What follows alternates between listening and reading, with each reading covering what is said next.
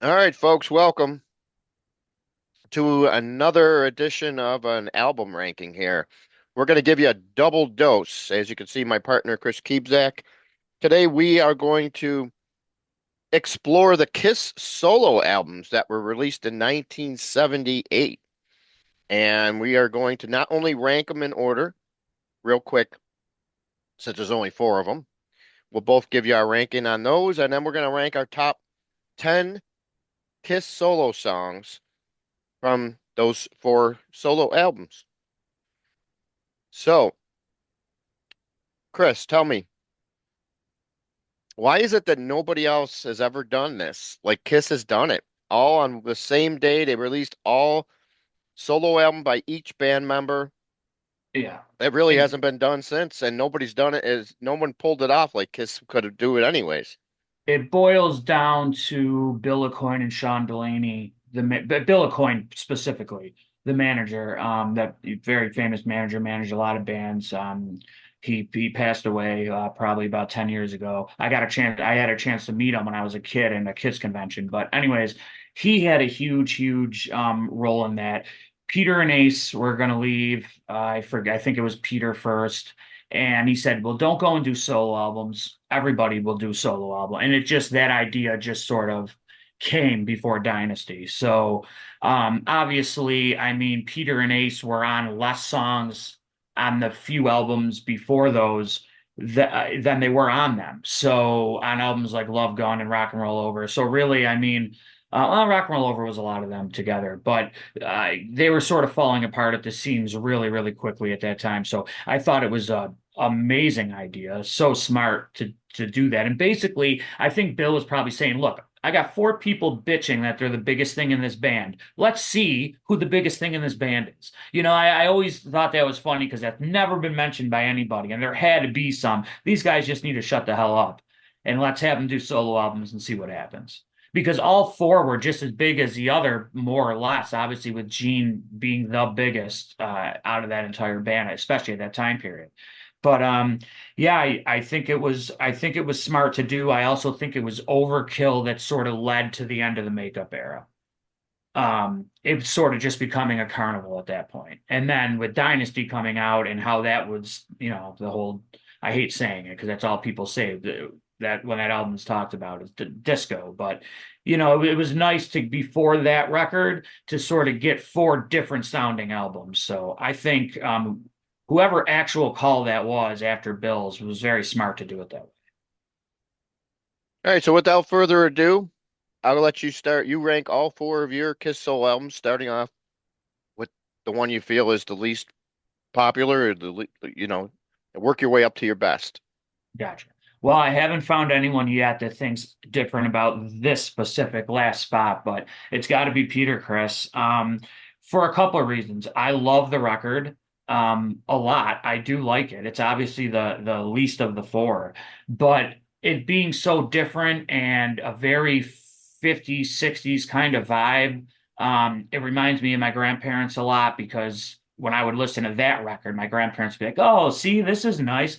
Because it's such from a different era. So it's really nice. Peter's voice has always been probably my favorite of the band for the few songs that he sings in that band, even over Paul. So it's really nice to have an album with that. But Peter's the last for me. After that, it's sort of a little hard. I know who my number one is, but for my number three, it has to be Ace because, and I know that's weird because a lot of people slag the Gene record, but Ace's Ace has four amazing songs on there, and then everything else to me has always sort of been filler. Gene's album, and it's the most like a Kiss record, the Ace album. So I'm putting that at number three, because there's really not a lot of difference to it that makes me want to pick that up and listen to it for a different view of a Kiss member. Hmm. Number two for me is going to be Gene. I think there is a lot of missight on that record. There's some great songs. The intros on these songs sometimes kill it because they're a little weird leading into the song, but still a absolutely great record with a lot of different styles of music, besides the dreadful When You Wish Upon a Star. And then the first for number one for me is going to be Paul. I think it's the closest to a Kiss record that isn't a Kiss record. It has all the vibes and bells and whistles of a Kiss record, plus a lot more that you didn't hear in that band, especially at that time. So, um, just Love and Chains, Tonight You Belong to Me, every single song on that record is a masterpiece in my opinion. So that's how I rank those four. What about you? All right. So for mine, I agree with the last one, Peter Yeah, Criss. So, of course. so it only peaked at number 43, so I guess the rest of America also felt the same about that one.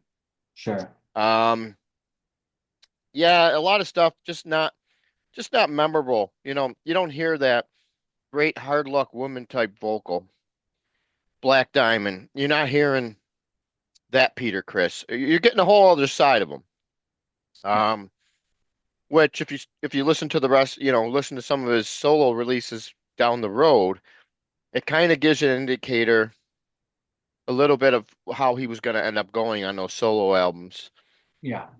There's a lot of that type of vocal performance on the later solo albums. So, nothing really catchy. I mean, I think that's the problem with the Peter Criss album. But once we break down our top songs, we can expand a little bit more on that. Right. So my number three is actually Gene Simmons. Came in Uh, at number 22 on the chart. So Gene's album, believe it or not, peaked higher on the charts than anybody else's. And that's at number 22. Um, no top 40 hits on this one, but definitely some memorable songs that people are familiar with, even if you aren't familiar with it, because everybody knows Radioactive and everybody should know the other song, See You Tonight, that Kiss redid on the Unplugged album, which was awesome. Um, so Gene's my number three. My number two, surprise, surprise, Ace Frehley. yeah. Number There you two, go. pretty much the same thing that you were saying, spot on. Got about four or five really, really good songs, and then the rest is just kind of filler in my estimation. I really like this album by Ace. It's definitely the second best Kiss album out of the four of them. But my number one is the same as yours, and that's Paul Stanley. No, nobody can say.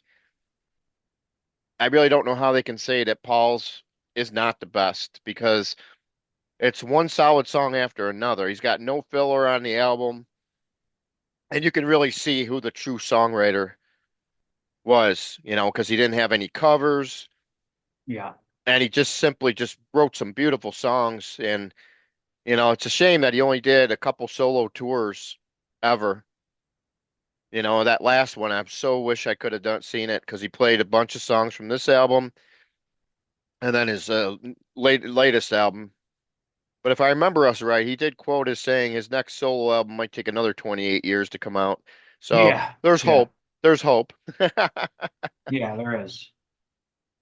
So there you have it for me. So that's what I got. We're similar. Our first and our last choice are the same, and we're just swapping it between Gene and Ace in the middle. Right. So not too Yeah. bad. So let's start breaking into the actual songs now. That will really give us some more of a let the people see out there what we feel are the strongest songs off these albums. Sure. You go ahead and give your three honorable mentions first. We'll get that out of the way. All right. So for my three honorable mentions, so from the bottom up, Man of a Thousand Faces from Gene's record. I really like the vibe of that song. I like the chorus. Like I said, obviously different than what we expect out of Gene's songs, but still, especially after listening to The Vault, poppy and now expected. And I do really like that song.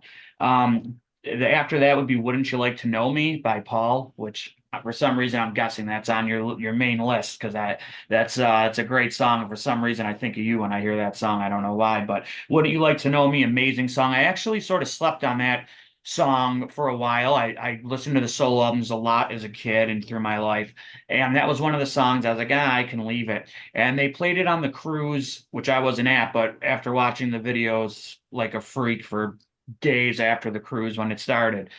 Seeing that live on film was awesome, and it reinvigorated my love for those solo songs because they played a few that year. And yeah, just a really, really good song that was very close to making my list. And then after that, my last honorable mention would be Tossin' and Turnin' off Peter's record. Always loved that vocal, always remember loving that song, watching the old Dynasty bootlegs from that tour in '79. So really cool. Probably you mentioned Peter's voice, not really not hankering back to that, the old school Kiss vocals. But I think Tossin' and Turnin' is the one song that sort of has that a little bit, and you can sort of feel the vibe and color of Black Diamond, and especially songs like Baby Driver and Getaway. So yeah, those are my three honorable mentions.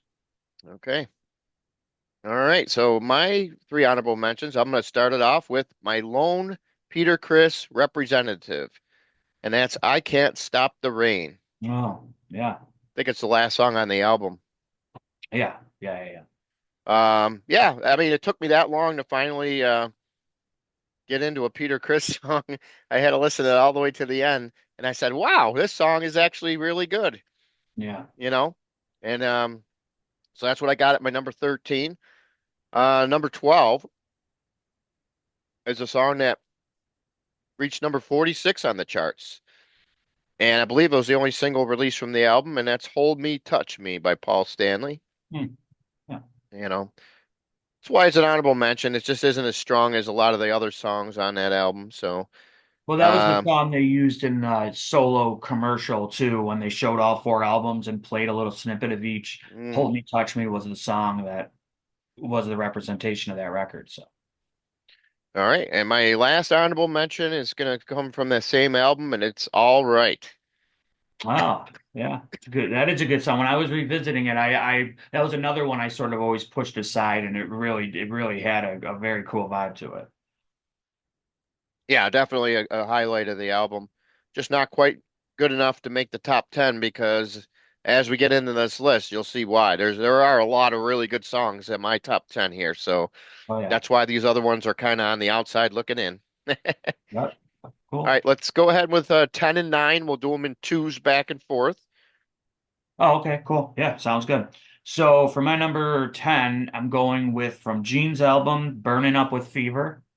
Ooh. Um, what like again with the weird intros like Radioactive and Burning Up with Fever, it's like let's just get through this so we can get to the song. When I put it on playlist and I'm at like work working and I got the radio on and the intro starts and people are like, what the hell's who's back here screaming? And then the song starts, you know? So, but when you get into that song, I mean, that could have fit on Rock and Roll Over, that could have fit on Love Gun. Uh, Pretty much any album before 78 before this record. I mean it what a really really good song that just ages better with time. And every time I listen to it again I'm like, wow, what a great old school Kiss feel to this song. So Burning Up with Fever, and again that does say a lot if I'm loving on my number 10 so much. I mean, like you said, there are some great songs over the course of these four records. So and then for my number 9, I'm going with what a great almost closer to the list too. Goodbye from Paul Stanley's album. Love the song. Love the drums. I love all the little bells and whistles that you don't hear unless you're listening for them on the record. That's one cool thing about Paul's album. If you, as a musician, I can sit there and listen to any song, and if I want to focus on the drums or focus on the guitar, I can do that. If you try to focus to what's going on aside from the guitar, bass, and drums and vocals, you can hear a lot of cool shit. And in this record, you hear a lot of really cool underlying stuff you would never hear. And Goodbye has a lot of that. So if you sit there and just try to listen, like to everything in the background, you hear this whole like almost like symphony going on behind it with all these different little things and keyboard touches and timpanis that you don't hear. And this song it shines on. So my number 9, what a great closer to any set. I would love to see it live, but Goodbye from Paul's album. All right. And my number 10, we're going to dig back. We're going to dig into Ace Frehley's album for this one. and I'm in need of love. Mm. Great guitar work on this one. Really stands out. I love the chorus, the after effects on the guitar there with after he starts playing in the middle and the chorus there. Just one of the highlights on the album, and I always liked it a lot more than some of these other songs on that album. But here we are at my number 10. I'm in need of love. My number nine is a kind of like an old Die Hard song that you figured this was going to be on the list, and it is number nine. Peaked at number 47 on the charts from Gene Simmons' album, the big hit Radioactive. There you go. Yeah, had to have it on here. Gene did a great job on that song, and we'll see if we hear from him anymore on this album, on this list here. Yeah. Yeah. All right. So we're going to what? My number eight and seven? Yep. All right. So my number eight is a song that definitely gets lost in the shuffle on Paul's record and the rest of the solo catalog.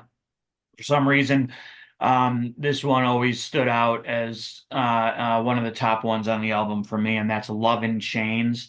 Uh, love the vocal delivery, and I love the poppy atmosphere of it. It sort of reminds me of some of the other poppy stuff that would come later from Unmasked, and even The Elder. So, yeah, "Love in Chains." And then my number seven is going to be an Ace song that I was lucky to hear numerous times live on his solo shows, which is great. And that's a good song about the old cocaine, Snowblind. One of my favorites. What a great riff.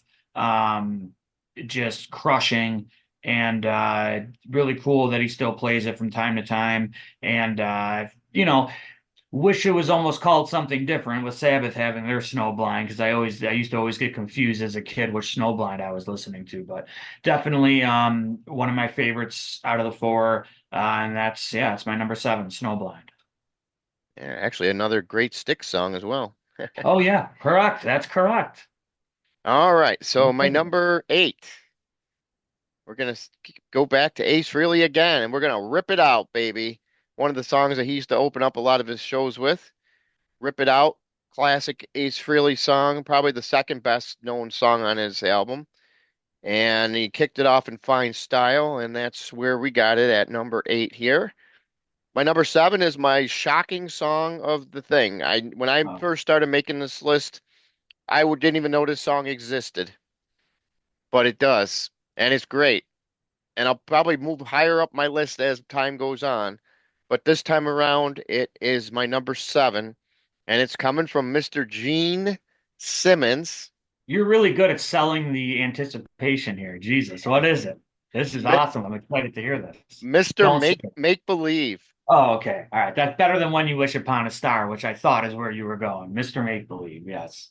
Great song. Yeah. I didn't really much It's about okay it. to say if it's the first time you heard it. There's a lot of songs on these four albums. You Well, can't get I've them heard all. all these songs at one time or another, Yeah, but yeah. it was one of those Mr. Make Believe was ones that you kind of like hear it in passing and didn't pay attention to it probably. Yeah, But yeah. man, I definitely paid attention to it this time. It caught my ear and it took in my ear and bent it all the way around. And here Yeah. we are, number seven, Mr. Make Believe. There you go. Yeah. Yeah, I mean, that happens a lot, you know. With Kiss and Alice Cooper are the only ones where it doesn't really happen. But when we do these with other bands, that happens a lot. It's like, oh, I didn't even remember that song existed, but I know I heard it because I used to listen to the whole cassette Hmm. front to back, you know? Hmm. So it is interesting. And that's why songs like It's All Right and Ain't Quite Right, all these different songs that even I'm like, man, I forgot that song even existed. So that's why it's really cool to do these things because you're forced to listen to the entire record. Yep. All right. So what, six and five? Yeah, what do you got? All right. So my first insight to the solo albums was when my parents bought me a copy when I was 5 years old of the VHS Kiss My Ass, which featured a lot of old school footage. Only one, I mean, it came out in '94, and there was like one non-makeup live song in there. There were some interviews and stuff, but it was pretty much like just a compilation of all these great old school clips that a lot of people at that time have not seen, besides maybe a few bootlegs here and there. And the solo songs from the Dynasty tour were on that tape. And so Move On and Radioactive were the first two songs that I remember hearing and going, what the hell is this? This ain't a Kiss song. And the next day I had the solo albums on CD or cassette. So Move On, I think is one of the best songs out of the records. Obviously, it's very high on my list. And then my number five is going to be off of Ace's record. Really great opener too. And I'm pretty close to where you were, but Rip It Out. Mm, Great song, still played all the time, never really gets old. Honestly, I did not think it would make my list. mm. And when I sat down and re-listened front to back in one sitting, all four records, I was like, oh yeah, it's definitely one of the best on the album. So right there at the five mark, Rip It Out. Forget how great that song is until I hear it on a playlist that I have or I see it live, and I'm like, oh yeah, this used to be one of my favorite songs. So Rip It Out, just a heart stomping, grab your heart out of your chest song. One of my favorites from Ace's entire catalog or career of songs. So that's my number five, my dead middle. All right. My number six is going to dig into the Paul Stanley album. Wouldn't You Like to Know Me? Ah, there you What a go. great song. And I Just told love you, I this knew that'd be song. on your list. Yeah. Yep. That screams you for some reason. Good song. Yep. Wouldn't You Like to Know Me? Just a great classic Paul Stanley song and definitely, one of the better ones on the album since I got it ranked so high here. And we're going to stay with Paul Stanley's album for my number five, which I believe he did do on his last solo tour, this song. I think he ended this show with it, or at least left the stage with it. And that is a song that you had on your list, none other than Goodbye. Yep. Just a great song. It's only for now, remember. Yeah. Goodbye. Great song. Definitely one of the highlights of Paul's whole albums. Um, just love it. Well, with a Can't. song like Goodbye, I think why that sort of stands the test of time is you can you can listen to that song at 15 different points of your life. A girl leaving, your mother dying, and it sort of reminds you like you still have memories. It's okay. So that yeah, Goodbye is a great song. So All right. And let's go see what we got for your number four and your number three. oh yeah, we're getting close, aren't we? All right. Yeah. So so my number four, going back to Gene's solo record, Radioactive. Always absolutely love that song. Got to see him on his first solo tour open with it. I believe it was the only show he ever opened with it for. Then he started opening with Deuce, but Radioactive, right into Deuce, unbelievable. One-two punch. And that song, again, discovered that on the Kiss My Ass videotape because Move On or Radioactive went right into Move On. So those songs are back to back. And just another great almost 60s 70s type vibe, but definitely with the big splash of what Gene Simmons was at that time, and that's the Demon. And just a great vocal from Gene and great backing vocals. And a lot of things people don't know is the amount of musicians Gene used on his record, and Katie Segal from Sons of Anarchy and Married with Children actually sang on the background vocals on three or four of those songs. Nobody actually knows which songs they are, except I think one has been confirmed, but she can't remember, he can't remember, and they all sort of get thrown around. But it has been confirmed that, and I believe Radioactive is one of them that she's on. So anytime you hear girl voices, Katie Segal is likely Hmm. one of them. So, but yeah, Interesting. love that song. So yeah, my number three is one of my favorite guitar riffs of all time on Ace Frehley's album, "Speeding Back to My Baby." Anytime that that song gets played live, it usually comes out of like a little slower ending of a song, and it just immediately sets everything back in. Great vocal from Ace. I love the swag, swaying guitar riff. Lucky enough to see it played a few times. Definitely the best riff on the four albums, in my opinion. And as far as guitar riffs go, so yeah, definitely one of my absolute favorites. Speeding Back to My Baby. All right. All right. And my number four, going to go back into for the final time, Gene Simmons solo album for a song I mentioned earlier, and that's See You Tonight, which was done on the Unplugged album. Great version there. And the studio album version is a little lighter. Yeah. Um, but you could see how the song, what they did to, they really enhanced the song for the Kiss Unplugged. And I think they did a great job on bringing it, updating it for a live performance. I thought they did a great job on it. But Well, take nothing away from the original version. It's great. Well, what's interesting is the only time on Gene's solo tour that he played that song was in Cleveland, and I was there. And sounds really they actually the two guitar players used acoustics, but um, really really good even in that atmosphere in a club too, with you know what I mean, with a loud band. Yeah, it really works well live, and you're absolutely right. That song is definitely better live than record, but it still holds up very well on the record. Yeah. All right. And my number three, going back to Paul Stanley's album for none other than the great ballad Take Me Away Together as One. Yeah. Just love that song. What a great vocal performance on it. Uh, Great song rating there, Paul. That's classic Paul Stanley stamped all over it. And man, it was yeah, it was amazing, how it ended up being this high. But when I was listening to all the songs right after another, this one stood out a lot more than the other ones did, and that's why it's landing here at number three for us. Well, my number two, you pretty much just took it right out of my mouth. My number two is Take Me Away Together as one. Wow. Love, always just that riff.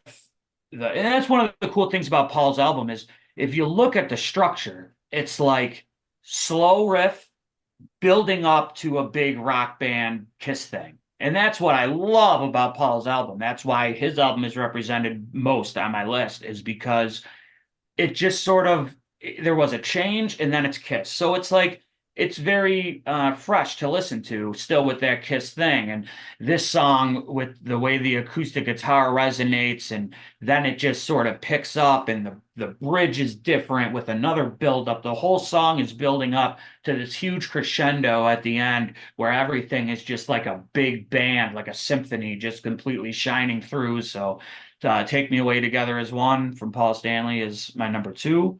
And that brings me to what? My number one. Okay, what do you got? Number one, which is very close to Take Me Away, but Tonight You Belong to Me.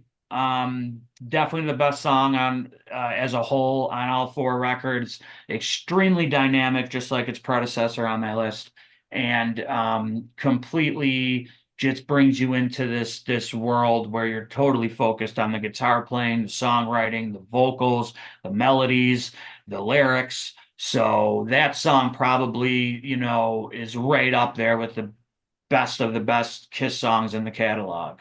And again, if you put that on for someone, it doesn't necessarily sound like a Kiss song at all times. But once you get through the halfway point, you're like, oh yeah, that's Paul Stanley. So, um, Paul's album being represented the most on my list definitely shows that he is the heart and soul of that band and keeping it together through the 80s and 90s the way he did saved the brand and the legacy. And this album deserves to be that good. And I don't care what Ace's album sold. I mean, that album sold based on a cover song. Paul's album, every Kiss fan knows it has the most heart by far, the most heart. Because we all know Paul wasn't about quantity, he was about quality. Gene was about quantity. That's why there's a 5,000 song box set of demos. So Gene always was about the quantity and having a bunch and knowing there's going to be a diamond in the rough there. Paul sat down and said, I'm going to write 10 songs and all 10 songs are going to be incredible. And that's what he did. So that's my list. All right, my number two is the same song, Tonight You Belong to Me. Uh, Yep, the best Paul Stanley song, bar none. It kicks the album off in fine style.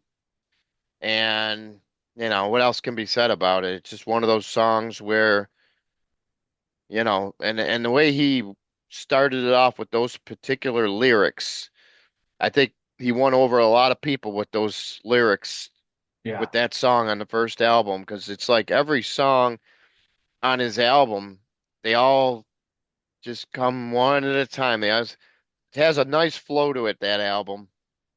And that's why there's so much great songs on it because he did such a great job of sequencing it and the yeah, way that the songs are, it's perfect how you start off with Tonight Belong to Me and then you end with Goodbye. I mean, what can you say? Just a great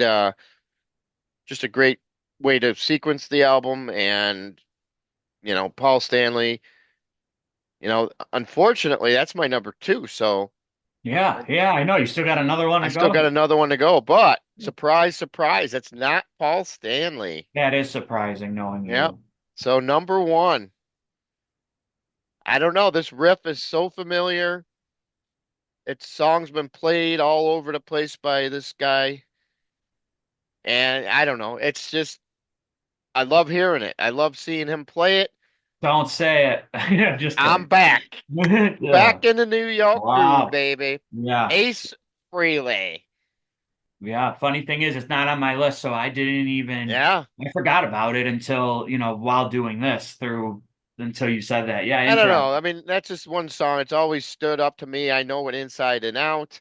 And, I just never got sick of it, probably because I never saw Ace live too many times in my career, which Yeah. helped.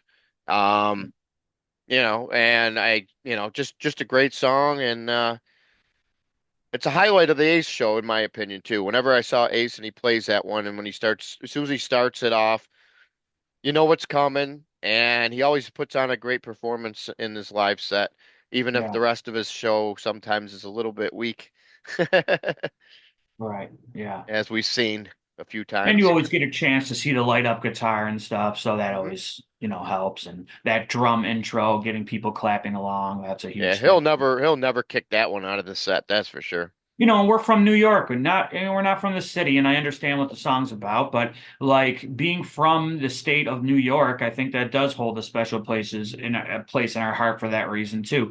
And then you got to figure the whole thing with the hockey thing. I mean, that song has lived on for a very long time, and everybody knows it as an Ace Frehley song, not a Russ Ballard song. So, All right, well, but there yeah, you have it. There's a this was quick fun though. rundown on the solo albums here. So it was an interesting list for sure. We agreed on the albums for the most part, just to switch the two in the middle. And Yeah, then the songs, we got a lot of different choices of songs on here.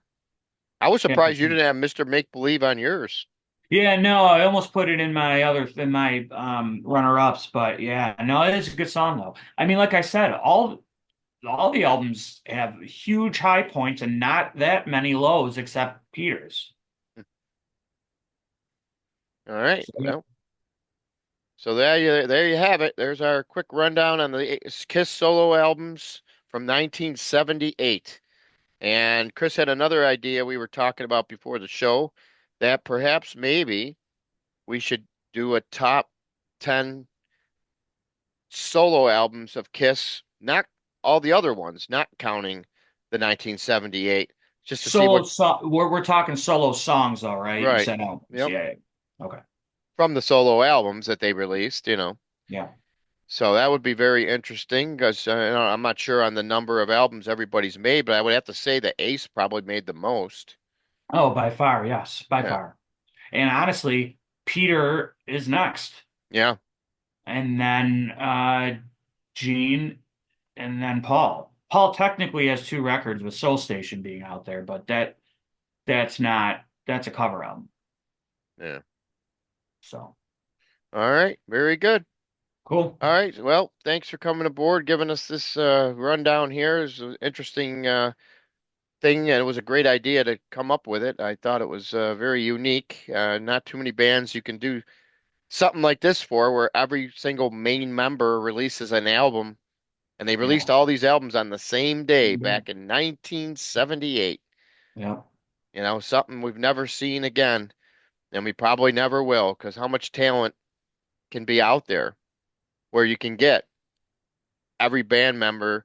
It's not like you got Rad out there with a Warren DeMartini solo album with Bobby Blotzer or anything like Yeah. that.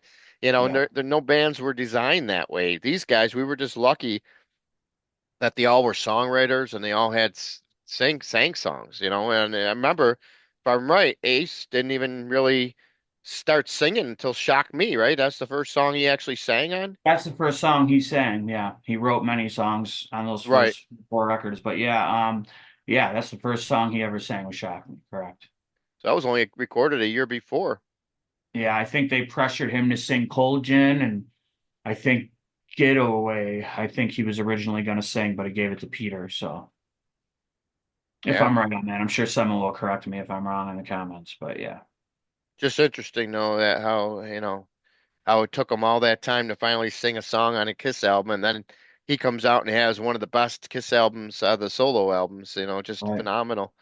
So you Yeah, got to give kudos to Ace, give kudos to all these guys. I mean, they all went out there, they all made albums, they all charted, obviously when you're the hottest band in the world at that time, how could they not, right? yeah, that's right. So, all right, stay tuned for many more great ideas that we got for shows down the road. Don't forget to hit that subscribe button, tell all your friends, anybody who might like these Kiss, this is the kind of thing you want to let them know about. Hey, these guys just did this cool video where they named all their top 10 solo songs from the albums and they ranked the albums and, we're trying to be a little bit more unique compared to some of these music channels out there, to give people a reason to actually tune in, subscribe, and hopefully like our channel. And, we always try to change the content up and keep it fresh. So anybody who throws out an idea out there, we'll definitely look at it and see if it's feasible and go from there. If there's an artist that you'd care to have us try to rank or songs or whatever the case may be. All right. And then stay tuned. We got two new videos that just released this week. That is going to be the Aerosmith best song, worst song from every studio album. It's just hit the markets here, as well as our year in review 2024, where I ranked all the albums that came out that I cared about, and I also gave out like the top five most disappointing releases of the year. So be sure to check them out. My blood pressure was boiling right I was doing those Yeah, last five. So if you see me get a little bent out of shape on that video in the beginning there for the first 10 minutes, don't worry, I calmed down and then we started talking about the albums that really deserve to be talked about. And there was a lot of good albums this year that were released, believe it or not. A lot more than in many, many years that I've been doing this lately. I feel that 2024 there's been some really good albums. So let's just hope 2025 keeps the trend going in that direction. All right, there, Chris. all Thanks right. for coming Have a aboard good and holiday. take care. All right. See you guys.